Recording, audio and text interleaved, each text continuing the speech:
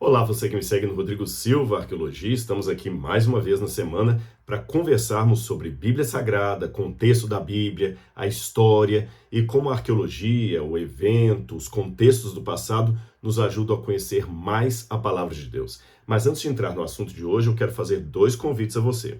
Se você ainda não é inscrito no canal, se inscreva, venha fazer parte da família Rodrigo Silva Arqueologia. É um prazer ter você aqui conosco, o seu comentário e se você gostar, deixe também o seu like, tá bem? E o segundo convite é para você se inscrever no curso A Bíblia Comentada com Rodrigo Silva. Nós já somos milhares de alunos ali que estamos toda semana estudando juntinhos a palavra de Deus. E eu teria o prazer de ser o seu companheiro de jornada nesse estudo profundo da palavra de Deus. Com relação ao estudo, a esse curso da Bíblia Comentada, eu até peço àqueles que já fazem o curso, se quiserem deixar um testemunho aqui no canal, serão muito bem-vindos, porque assim podem estimular outros a também fazerem parte. E além de você estar aprendendo mais sobre a Bíblia Sagrada, você também estará contribuindo com a construção do Museu de Arqueologia Bíblica do NASP, o Museu de Arqueologia do Oriente Médio, tá bem? Então nós já estamos muito felizes com o que nós estamos conseguindo e o prazer de ter você conosco nessa jornada intelectual e também espiritual de aprofundamento na palavra revelada de Deus, tá certo? Eu vou deixar aqui embaixo do vídeo o link onde você pode saber mais informações a esse respeito. Bem, hoje vou começar a falar para vocês um pouquinho sobre uma tarefa muito importante para a arqueologia bíblica, que é o estudo dos manuscritos do Mar Morto. Eu já fiz vários vídeos sobre os manuscritos do Mar Morto, há programas Evidências que eu gravei sobre isso, há também outros vídeos aí na internet, mas eu vou dar um resumo para benefício daqueles que talvez não saibam muito bem do que se tratam esses manuscritos. Em 1947, 48, aí nesses 2 anos, foram encontrados em Israel acidentalmente uma série de manuscritos, mais de 900 pergaminhos ali nas grutas de Herbert Qumran. Você sabe, 47, 48, nós estamos exatamente na iminência da criação do Estado de Israel. 47, após a guerra, era quando as pessoas estavam discutindo, os parlamentares, os políticos, na antiga Liga das Nações Unidas, que depois virou a ONU, se deveriam ou não criar um Estado para os judeus.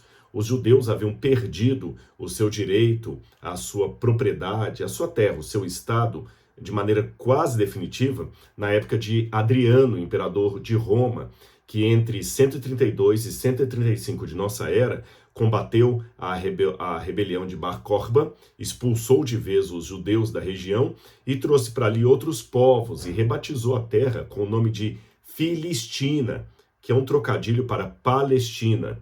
E aí a terra foi disputada por vários grupos depois disso. Vieram os cruzados na época da Idade Média, depois você tem os mamelucos, você tem os otomanos, não nessa ordem que eu estou dando, é claro, o mandato britânico com o fim do Império Otomano, e finalmente, em 1948, a criação do Estado de Israel. E foi justamente nesse contexto de situações políticas e também de mudança do povo de Israel, porque agora, depois da tragédia do Holocausto, onde 6 milhões de judeus foram mortos nas câmaras de gás, agora eles tinham a oportunidade de voltar para a sua terra. A bem da verdade, a ideia da criação de um Estado judeu antecipa a isto, tá bom? Você tem Herzl, você tem o grande clássico, o Estado judeu, você tem, por exemplo, pessoas com muito dinheiro, como o barão de Child, que ele levou vários judeus ali para Israel, comprando terras, Rothschild, melhor dizendo, corrigindo o sobrenome dele, ele comprou vários territórios ali e trazia judeus para trabalharem na terra. Esses territórios depois viraram os kibbutz, mas isso é uma história mais sobre a história do moderno Estado de Israel, tá certo? Mas eu queria dizer que foi nesse contexto que os manuscritos do Mar Morto foram encontrados, justamente ali em 48, final de 47 para 48, na criação do Estado de Israel. Depois, nos anos 50, novos manuscritos foram encontrados nessas cavernas. Qual é a importância desse achado, desses textos? Bom, em primeiro lugar, de confirmação do texto da Bíblia, porque até o achado desses manuscritos, as cópias em hebraico mais antigas da Bíblia que nós tínhamos datavam do século X de nossa era para cá. do século X, ano 900 e pouco, depois de Cristo, depois ano 1000, etc, etc, dessa época para cá. A única exceção era um fragmento dos Dez Mandamentos, chamado Papiro Nash, que datava do primeiro século antes de Cristo, e tinha ali algumas partes dos Dez Mandamentos, mas fora esse Papiro Nash, que era um fragmento pequenininho, não havia nenhum testemunho escriturístico em hebraico que datasse de antes do século X de nossa era, ou seja, antes da Idade Média. Então, ali nas grutas de Qumran, eles encontraram várias cópias de livros da Bíblia e todos os livros do Antigo Testamento foram encontrados ali, menos o livro de Esther. Encontraram cópias de Daniel, encontraram cópias de Zacarias, do Gênesis, alguns livros mais bem preservados, como o livro de Isaías, que foi encontrado em sua totalidade, e alguns livros menos preservados, como o livro do Gênesis, do qual encontraram apenas fragmentos, porém fragmentos muito importantes. Além dessas cópias da Bíblia que eles encontraram, algumas datadas de até 200 anos antes de Cristo, ou seja, 1.200 anos mais antigas que as cópias que nós possuímos, além dessas cópias da Bíblia, foram encontrados ali em Qumran também vários tratados judaicos que mostram ou que mostravam como era a religiosidade ali nos dias em que nasceu o cristianismo. Talvez não a religiosidade de todo Israel, mas pelo menos de um segmento, o segmento daquela comunidade chamada de Yahad. Yahad em hebraico significa aqueles que vivem juntos, e que Flávio Josefo chamou de essênios, e muitos interpretam como sendo os essênios. Apenas para você entender a importância desses textos. Encontraram ali, por exemplo, a regra da comunidade, que mostra como é que os judeus entendiam as regras de purificação, de pureza, de moralidade, a guerra dos filhos das trevas contra os filhos da luz, que mostravam a escatologia deles, ou seja, a ideia que eles tinham de fim dos tempos, textos que traziam como eles imaginavam a vinda do Messias para aquele tempo, era uma comunidade messiânica, ou que estava esperando o Messias, enfim, foram informações muito importantes. E apesar de décadas e décadas que esses documentos foram descobertos, mais de 70 anos, nós ainda temos agradáveis surpresas vindo no estudo dos manuscritos do Mar Morto, informações novas. A mais recente foi divulgada agora há poucos anos, uns 3, 4 anos, um pouquinho antes da pandemia, foi uma informação de que eles encontraram ali um pouco sobre o calendário que a comunidade de Qumran seguia. E esta foi uma informação muito importante porque descobriu-se pela primeira vez que a comunidade tinha um calendário diferente daquele usado em Jerusalém. Em Jerusalém, os sacerdotes ou os religiosos, ali, os saduceus, eles usavam mais um calendário lunar. O calendário lunar, ele é mais curto do que o calendário solar, tá certo? Ele é mais curto, porque ele é baseado apenas nas lunações. Mas descobriu-se que em Qumran, eles tinham um calendário fixo de 364 dias. E esse calendário era diferente do calendário lunar em várias coisas. Em primeiro lugar, que o calendário lunar dependia muito da observação humana acerca da lua nova para poder traçar a realização das festas judaicas. Mas o calendário fixo de 364 dias por ano, um dia a menos do que o calendário solar que nós usamos hoje, ele não tinha esse problema. Nós já sabíamos antes desses achados que os judeus trabalhavam também com o calendário lunar e outro lunisolar, que era uma equiparação do calendário lunar ao calendário solar, que a cada período tinha um 13º mês, que eles chamavam de mês de Ve'adar. Décimo é um novo mês, um segundo mês, né? O mês de Adar, que seria o último mês ali do calendário judaico. Então tinha um Ve'adar, um segundo Adar, para marcar o 13º mês e assim equilibrar ou equacionar o calendário lunar a perda, o prejuízo que ele tinha em relação ao calendário solar. Mas em Qumran descobriram que eles tinham um calendário fixo de 364 dias do ano. E esse calendário, ele fazia com que todas as festas religiosas caíssem sempre no mesmo dia, etc. Bom, até aqui, tudo muito interessante. Aí uma novidade para vocês. Este foi o penúltimo texto dos encontrados no Mar Morto. Eu falei 900 textos aproximadamente. Esse foi o penúltimo que foi traduzido. Existe ainda mais um texto que não foi traduzido. E você pode perguntar, Rodrigo, por que não traduzem logo? É porque às vezes eles acham esses textos em hebraico em fragmentos menores do que um selo de carta. Um fragmento, às vezes, que tem uma letra, uma sílaba, uma palavra. Então, você juntar tudo isso é um quebra-cabeça louco, tá certo? Um quebra-cabeça louco. E demora muito tempo, muito esforço, muita análise. Então, não é uma coisa que você pode fazer com prazo de 5 dias. Envolve dinheiro, recursos, quem vai financiar tudo isso aí. Então, nós ainda temos um texto inédito para ser publicado, e eu espero os resultados que virão desse texto, mas vamos falar dessa questão do calendário. Além dessa descoberta que a comunidade de Qumran tinha um calendário de 364 dias fixo, descobriu-se também nesse texto, e aí você vai entender qual a ligação que eu faço disso com Jesus, é que eles tinham uma reescrita do livro do Deuteronômio, onde eles acrescentavam alguns detalhes que não estavam no Deuteronômio. Eu vou explicar isso para você. Para você entender, a realidade dos judeus em relação à sua religião tinha muito a ver com a agricultura e com a terra. Calma que eu vou explicar e você vai entender a diferença. É que para nós, pelo menos nós que vivemos nos grandes centros, eu sei que muita gente que me segue aí pode ser da agricultura, pode ser gente do interior, que trabalha com o agronegócio, mas eu vou falar da minha própria experiência. Eu nasci e cresci em Belo Horizonte. Então, a minha geração, e talvez a geração de muitos, talvez a maioria dos que estão me assistindo, é aquela geração que a relação com a comida não é a mesma de quem vive da terra. Por quê? Trigo, o que era trigo para mim? Era uma palavra muito distante. Eu sabia o que era pão, que eu ia até a padaria e comprava o pão. Muito simples. Ordenha era uma palavra mais distante ainda, porque o que eu sabia de leite era só o que eu ia à padaria, abria a geladeira, comprava aquele saquinho, trazia para casa, cortava ali e colocava no copo e bebia.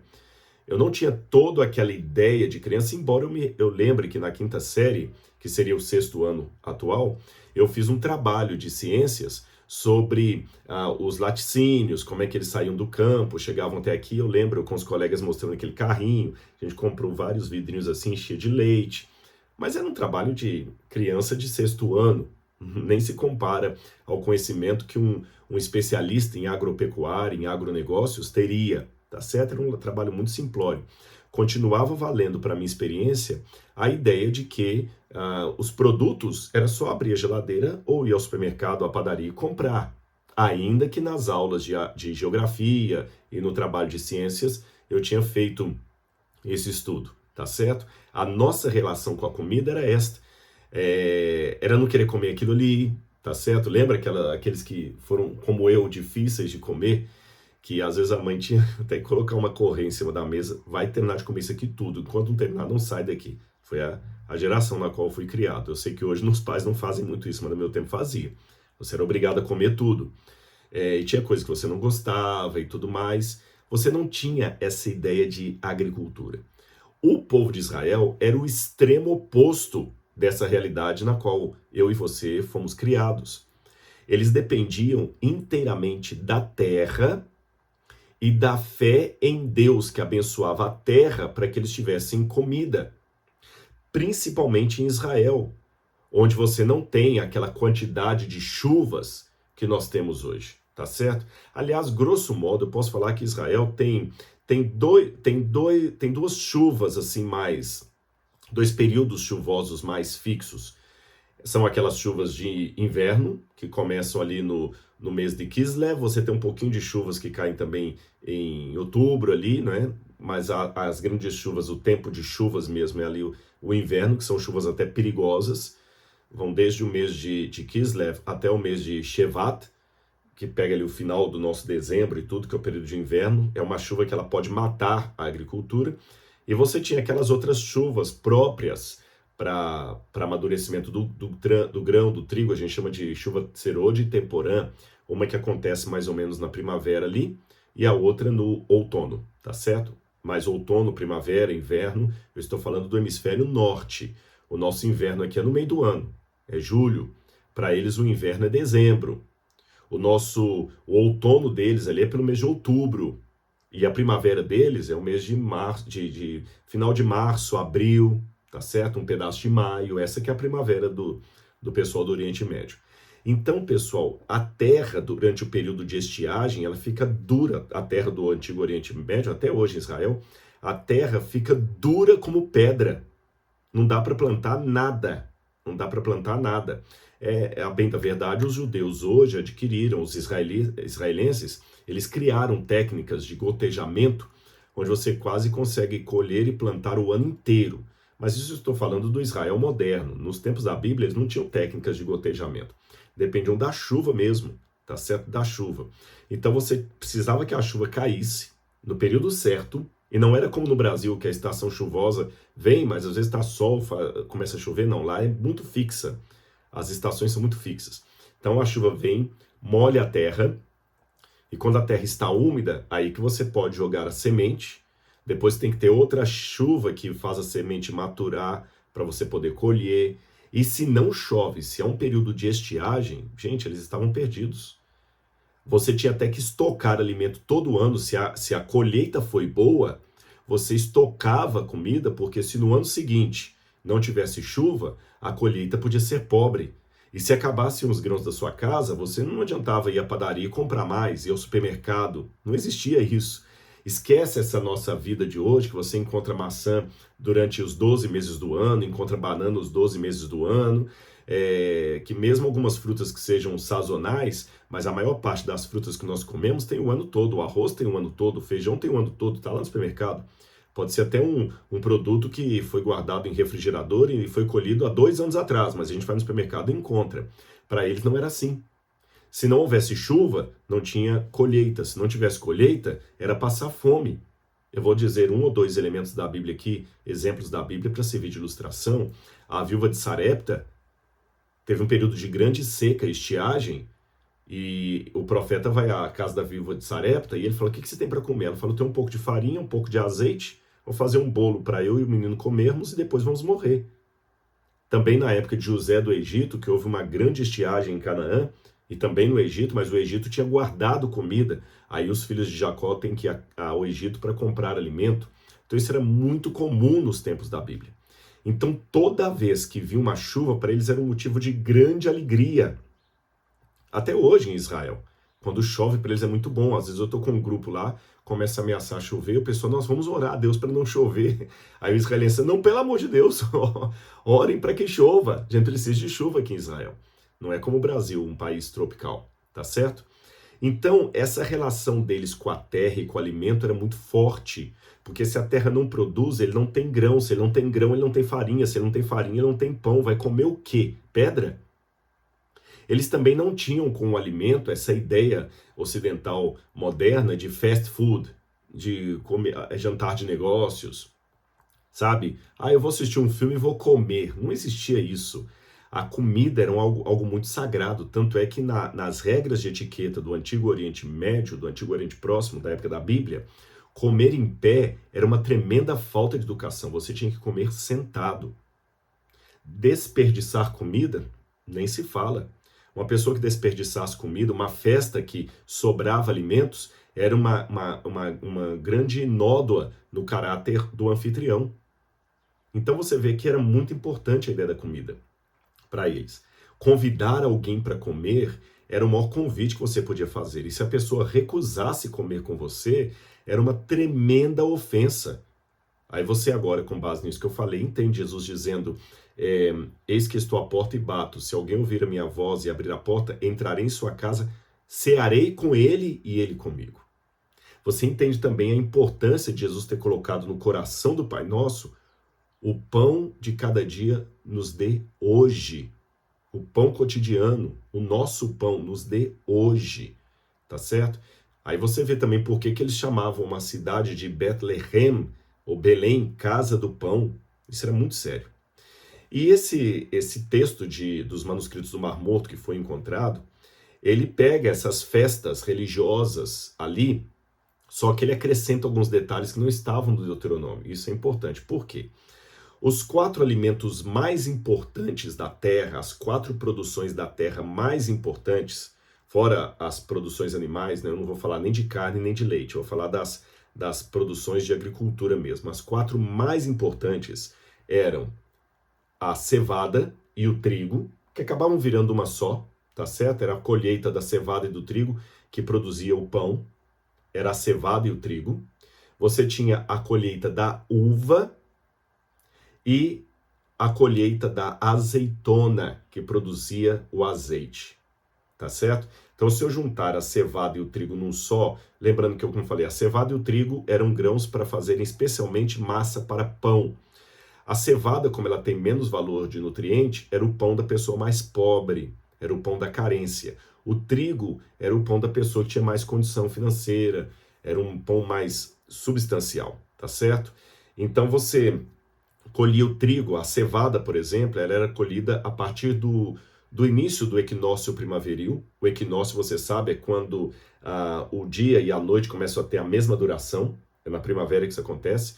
Então, ali a cevada era colhida no início do equinócio até final de abril do nosso calendário. Para eles era o calendário de Aviv ou Nissan. Tanto é que Aviv significa primavera em hebraico.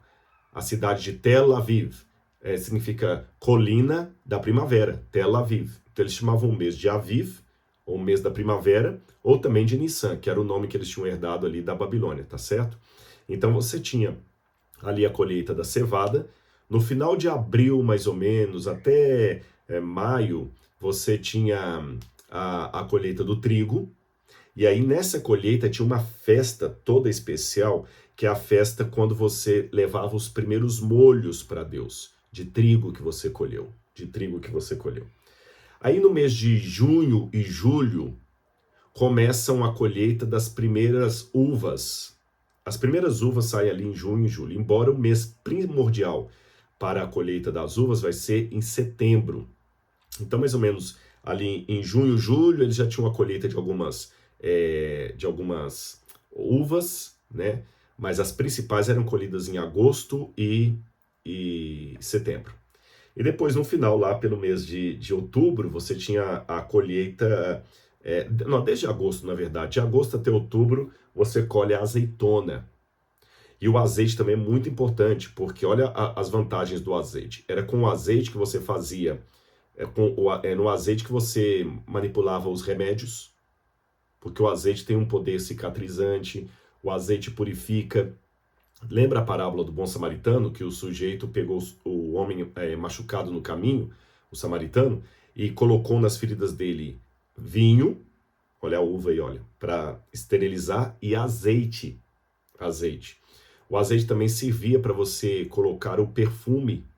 Então, o azeite você colocava o medicamento, no azeite você colocava o perfume. Então, era o azeite que perfumava as pessoas. Unges minha cabeça com óleo, o meu cálice transborda, né? A mirra era colocada no azeite. Por isso que os reis, quando iam ser empossados, além da coroa, ele era ungido, colocavam azeite na cabeça dele, o sacerdote era ungido, o Salvador era chamado de ungido, o Messias, o Cristo, né? Além disso, o azeite também servia como o elemento base para você misturar a farinha e fazer o pão. Então, o pão era uma mistura de azeite com farinha e fermento. Isso que eles faziam o pão. Então, o azeite era muito importante. Só que, curiosamente, quando você vai na Bíblia, você vê esses elementos mencionados na Bíblia. Se eu abrir com vocês aqui Deuteronômio, por exemplo, capítulo 7, versículo 13, olha que a promessa de Deus é dada justamente em função desses elementos de agricultura. Ele fala o seguinte: ele, o Senhor, se Israel fosse fiel, diz assim, se Israel fosse fiel e obediente, olha o que ia acontecer. Deus os amará e os abençoará, e fará com que vocês se multipliquem. Também abençoará os filhos de vocês. O fruto da terra. O fruto da terra. Qual é o fruto da terra? O cereal de trigo, tá certo? O vinho e o azeite. O cereal, que podia ser trigo ou cevada, como eu falei, o cereal, trigo ou cevada, o vinho e o azeite. Percebeu? Olha, a menção aí, o cereal, que era trigo ou cevada, o vinho e o azeite. Em contrapartida, se o povo fosse desobediente a Deus, a ameaça é que a primeira coisa que Deus ia cortar era justamente o vinho, o trigo, o azeite e a uva. Quer ver? Eu vou ler para vocês aqui agora Deuteronômio, capítulo 28, verso 51. Olha, castigos decorrentes da desobediência. E quais são os castigos decorrentes da desobediência? Eles comerão, eles, os inimigos, comerão o produto dos animais da terra de vocês, até que vocês sejam destruídos. Eles não lhes deixarão cereal, vinho e azeite. Cereal, vinho e azeite. Então isso era muito interessante. Agora, o curioso é que a única festa que está prescrita aqui na lei de Moisés, no Deuteronômio, é a festa do Bicurim, a festa dos primeiros frutos.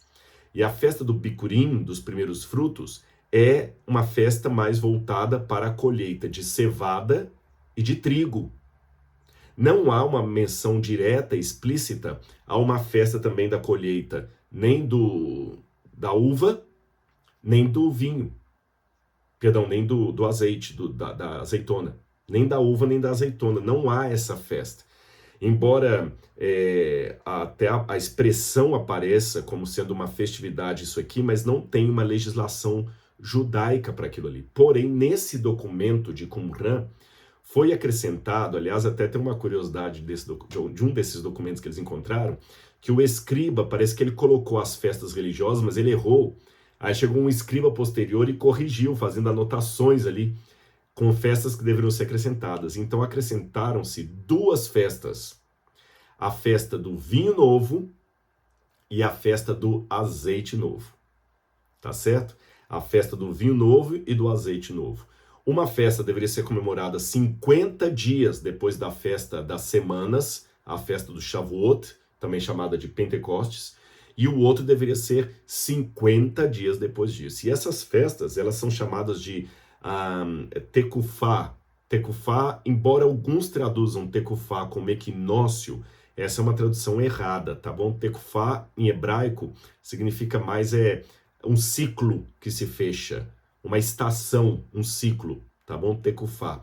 Então parece que essas três festas, do trigo e da cevada, dos primeiros molhos ali, né? A Bicurim, a festa da uva, ou chamada festa do vinho novo, e a festa do azeite novo, elas deveriam marcar o fechamento e a abertura de cada ciclo.